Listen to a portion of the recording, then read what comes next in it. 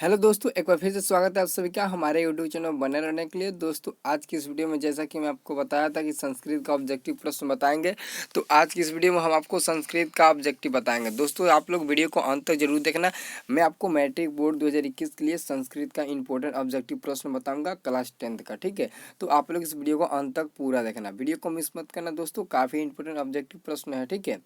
तो दोस्तों चलिए ज़्यादा वक्त नहीं लेते हुए वीडियो को स्टार्ट करते हैं। दोस्तों यहाँ पर सबसे पहला यहाँ पर क्वेश्चन आपसे पूछा जा रहा है कि सत्य का मुख किससे ढका है। तो सत्य का मुख किससे ढका है, तो आपका आंसर हो जाएगा ऑप्शन नंबर बी, हिरण्मय पात्र से। हिरण्मय पात्र से सत्य का मुख ढका हुआ है, ठीक है। तो आपका आंसर हो जाएगा ऑप्शन नंबर बी, ठीक है। याद रखना इस क्वेश्चन को, ठीक है। अगला प्रश्न है दोस्तों कि सत्यमेव जयते किस उपनिषद का मूल मंत्र है। सत्यमेव जयते किस उपनिषद का मूल मंत्र है। तो आप लोग याद रखना, आपका आंसर हो जाएगा ऑप्शन नंबर सी, मुंडकोपनिषद, ठीक है। मुंडकोपनिषद, आपका आंसर हो जाएगा ऑप्शन नंबर सी, मुंडकोपनिषद, ठीक है। अगला प्रश्न है दोस्तों 3 नंबर के किसके काल में पाटलिपुत्र की रक्षा व्यवस्था उत्कृष्ट थी। किसके काल में पाटलिपुत्र की रक्षा व्यवस्था उत्कृष्ट थी। तो आप लोग आंसर याद रखना, चंद्रगुप्त मौर्य। चंद्रगुप्त मौर्य आपका आंसर हो जाएगा ऑप्शन नंबर ए, ठीक है। याद रखना ऑप्शन नंबर ए आपका राइट आंसर हो जाएगा, ठीक है। याद रखना। अगला प्रश्न दोस्तों देखिए, दोस्तों यहाँ पर अगला प्रश्न 4 नंबर में है कि सिखों के 10वें गुरु कौन थे। सिखों के 10वें गुरु कौन थे। तो आप लोग याद रखना, इसका भी आंसर हो जाएगा ऑप्शन नंबर सी, गुरु गोविंद सिंह। गुरु गोविंद सिंह सिखों के 10वें गुरु थे, ठीक है। आप लोग याद रखना, ठीक है। ये क्वेश्चन आपके बोर्ड में आया हुआ प्रश्न है, ठीक है। इसलिए आप इस प्रश्न को याद रखना, क्योंकि यही प्रश्न आपके बोर्ड में हेरा फेरी करके पूछा जाता है, ठीक है। अगला प्रश्न दोस्तों यहाँ पर देखिए, अगला प्रश्न देखिए यहाँ पर क्वेश्चन क्या कहता है। अगला क्वेश्चन है 5 नंबर में दोस्तों कि पाटलिपुत्र किस प्रांत की राजधानी थी। पाटलिपुत्र किस प्रांत की राजधानी थी। आप लोग याद रखना, इसका आंसर हो जाएगा option number A, Bihar. Bihar Pataliputra प्रांत की राजधानी थी, ठीक है। अगला प्रश्न है दोस्तों 6 नंबर कि सबसे बड़ा शत्रु कौन है। तो सबसे बड़ा शत्रु कौन है। तो दोस्तों क्षमा है, आलस्य, क्रोध, लोभ। तो यहाँ पे इसका आंसर हो जाएगा ऑप्शन नंबर सी, क्रोध। सबसे बड़ा शत्रु क्रोध होता है, ठीक है। याद रखना क्या होता है, क्रोध होता है, ठीक है। अगला प्रश्न दोस्तों देखिए, यहाँ पर अगला प्रश्न है दोस्तों कि वास्तविक आलस्य की संख्या कितना था। तो मैं आपको बता दूं कि आलस्य की संख्या 4 थी, ठीक है। 4 आलस्य 4 थे, 4 आलसी मतलब थे पाठ में, ठीक है। और आप लोग पता होगा कि आलस का पाठ से ये प्रश्न आया हुआ है, ठीक है। इसलिए आप इस प्रश्न को हमेशा याद रखना, क्योंकि अलस कथा पाठ से आपसे बहुत सारे अब क्वेश्चंस आते हैं, ठीक है। यहाँ पर 8 नंबर में भी पूछा है कि 8 नंबर क्वेश्चन पूछा है कि अलस कथा पाठ का रचयिता कौन है। तो आलत कथा पाठ के रचयिता विद्यापति है, ठीक है। इसका आंसर देखो ऑप्शन नंबर है, ठीक है, विद्यापति, ठीक है।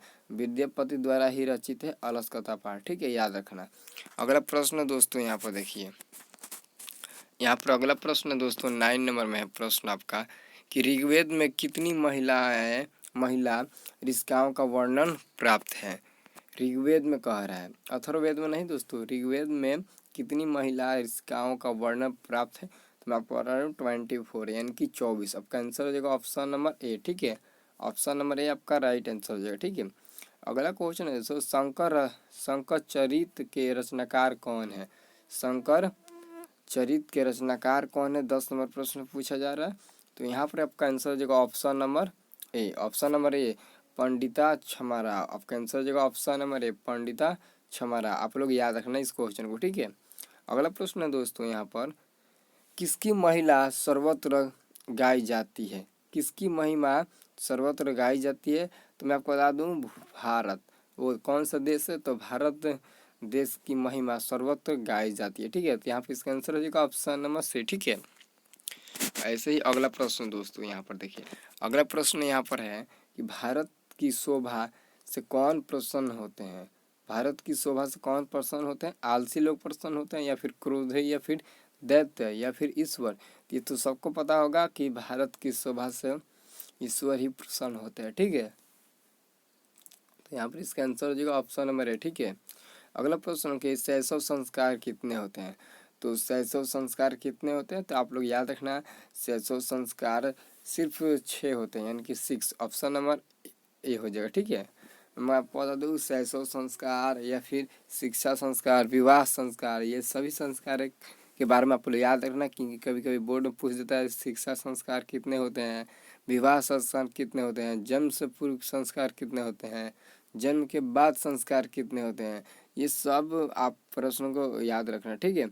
इस प्रश्न को आप याद रखोगे तो आपके बोर्ड में एक भी क्वेश्चन नहीं छूटेगा, ठीक है। आप लोग अगर आप लोग ऑब्जेक्टिव क्वेश्चन या फिर संस्कृत का जो भी मतलब 2 मार्क्स का क्वेश्चन आता है याद करने के लिए, अगर उस क्वेश्चन को आप याद नहीं कर सकते हो तो आपका नंबर संस्कृत में नहीं उठेगा। मैं आपको बता दूं कि संस्कृत में बहुत ही कम नंबर कटता है, इसलिए आप थोड़ा थोड़ा भी आप प्रश्न लिख दीजिएगा तो भी आपका नंबर मिल जाएगा। अगर आप लोग 2 मार्क्स के लिए आप हमारे चैनल में बने रहना चाहते हो तो चैनल में बने रहना। मैं आपको 2 मार्क्स का भी क्वेश्चन मैं आपको बता दूंगा कि कैसे आपके बोर्ड में आता है, ठीक है। 2 मार्क्स का भी मैं आपको ऑब्जेक्टिव बता दूंगा, ठीक है। 2 मार्क्स का ऑब्जेक्टिव नहीं, सब्जेक्टिव प्रश्न, ठीक है। बस आप लोग हमारे चैनल पर बने रहना, ठीक है। अगला यहाँ पर प्रश्न दोस्तों 14 नंबर कि चरित्र का निर्माण किससे होता है। तो चरित्र का निर्माण संस्कारों से होता है। तो यहाँ पर किसका आंसर हो जाएगा, ऑप्शन नंबर है, ठीक है। 15 नंबर प्रश्न है दोस्तों कि अत्यंत अंत्येष्टि संस्कार कब होता है। तो मरने के बाद। अंत्येष्टि संस्कार कितने कब होता है, तो मरने के बाद होता है। तो दोस्तों यहाँ पर देखिए आगे आना प्रश्न उसी संस्कार में से, ठीक है। और अगला प्रश्न है दोस्तों 16 नंबर कि गोदान किस संस्कार का मुख्य कर्म है। गोदान किस संस्कार का मुख्य कर्म है। तो यहाँ पर इसका आंसर क्या हो जाएगा, तो यही हो जाएगा ऑप्शन नंबर डी, अंत्येष्टि, ठीक है। आपका आंसर हो जाएगा ऑप्शन नंबर डी, ठीक है। दोस्तों मैं आपको बता दूं कि आपके बोर्ड में 2 मार्क्स का 15 क्वेश्चन पूछे जाते हैं, जिसमें से आपको 10 का आंसर देना होता है, ठीक है। 16 क्वेश्चन पूछे जाते हैं जिसमें से आपको 10 का आंसर दिया जाता है और एक क्वेश्चन 2 मार्क्स का होता है। मैं आपको बता दूं कि अगर आप लोग उस क्वेश्चन को याद करना चाहते हो तो हमारे चैनल में बने रहना, क्योंकि हमारे पास 2 मार्क्स के बहुत ऐसे क्वेश्चन हैं जो कि आपके बोर्ड में सिर्फ वही क्वेश्चन आएगा जो मैं आपको बताऊंगा, इसलिए आप लोग हमारे चैनल में बने रहना, ठीक है। मैं आपको सारे क्वेश्चन बता दूंगा, ठीक है। एक एक करके सारे क्वेश्चन का मैं आपको आंसर बता दूंगा, ठीक है, कि कौन कौन से क्वेश्चंस आपके बोर्ड में 2 मार्क्स के लिए आते हैं, ठीक है। और मैं आपको संस्कृत का भी लेटर बताऊंगा जो कि आपके बोर्ड में 2 संस्कृत लेटर्स पूछे जाते हैं, ठीक है। जिनमें से आपको 4 पूछे जाते हैं, जिनमें से आपको 2 का आंसर देना होता है, ठीक है। और एक क्वेश्चन 4 मार्क्स का होता है, ठीक है। आप लोग याद रखना, ठीक है। मैं आपको संस्कृत का भी लेटर बताऊंगा कैसे आप लोग मतलब कि प्रार्थना पत्र लिखते हो, ठीक है। तो यहाँ पर अगला प्रश्न दोस्तों देखिए, अगला प्रश्न है 17 नंबर दोस्तों कि नीति श्लोका पाठ महाभारत के किस पर्व से संकलित है। नीति श्लोका पाठ महाभारत के किस पर्व से संकलित है। तो उद्योग पर्व, आपका आंसर हो जाएगा ऑप्शन नंबर बी, उद्योग पर्व, ठीक है, याद रखना। अगला प्रश्न है कि महाराज धृतराष्ट्र के प्रश्नों का समुचित उत्तर कौन देते हैं। तो मंत्री विदुर, इसका आंसर क्या हो जाएगा दोस्तों, तो मंत्री विदुर, ऑप्शन नंबर ए हो जाएगा, ठीक है। यहाँ पर 19 नंबर क्वेश्चन है दोस्तों की पृष्ठो बहुभाषते किस पाठ की युक्ति है। तो नीति श्लोका पाठ की युक्ति है। इसका आंसर क्या हो जाएगा, ऑप्शन नंबर ए, नीति श्लोका पाठ की युक्ति है, ठीक है, याद रखना। ऐसे ही और अगला प्रश्न दोस्तों यहाँ पर देखिए, अगला क्वेश्चन है दोस्तों 20 नंबर यहाँ पर कि परम तृप्ति देने वाली क्या है। तो विद्या, परम तृप्ति देने वाली क्या है, तो वह है विद्या। क्या है दोस्तों, विद्या। तो आपका आंसर क्या हो जाएगा, ऑप्शन नंबर ए, विद्या, ठीक है, याद रखना। अगला प्रश्न है दोस्तों 21 नंबर की कर्मवीर कौन था। तो कर्मवीर राम परवेश राम था, ठीक है। राम परवेश राम का जन्म गुजरात प्रांत के टंकारा नामक गांव में हुआ था, ठीक है, याद रखना। कब आपके बोर्ड में पूछता है 2 नंबर के कि कर्मवीर कौन था, उसके बारे में वर्णन करिए। तो ठीक है, तो कर्मवीर का असली नाम राम परवेश राम था, जिसका जन्म गुजरात प्रांत के टंकारा नामक गांव में हुआ था। ऐसे करके आप लोग लिख देना, ठीक है, मैं आपको बताऊंगा, ठीक है। अगला क्वेश्चन है दोस्तों यहाँ पर 22 नंबर में कि लक्ष्मी किसका वर्ण करती है। तो उद्योगी पुरुष का, ठीक है, आपका आंसर देगा ऑप्शन नंबर बी, ठीक है। अगला प्रश्न दोस्तों यहाँ पर देखिए, यहाँ पर अगला प्रश्न है दोस्तों 23 नंबर की व्याघ्रपति कथा किस ग्रंथ से उद्धृत है। धृत है। तो मैं आपको बता दूं कि व्याघ्र पतित कथा काफ़ी इम्पोर्टेंट ये चैप्टर है, क्योंकि इसी में आपको पता चलता है कि सोने का जो कंगन होता है वो बाघ द्वारा, पति बाघ द्वारा, बूढ़े बाघ द्वारा। आप लोग याद रखना, इस पार्ट से भी क्वेश्चन ज़्यादा पूछे जाते हैं, ठीक है। तो यहाँ पर 23 नंबर का प्रश्न है दोस्तों, व्याघ्रपति कथा किस ग्रंथ से उद्धृत है? तो हितोपदेश, हितोपदेश आपका आंसर हो जाएगा ऑप्शन नंबर ए, ठीक है। वैसे ही आपका क्वेश्चन नंबर 24 है दोस्तों, कि स्वामी दयानंद का बचपन का नाम क्या था? स्वामी दयानंद का बचपन का नाम क्या था?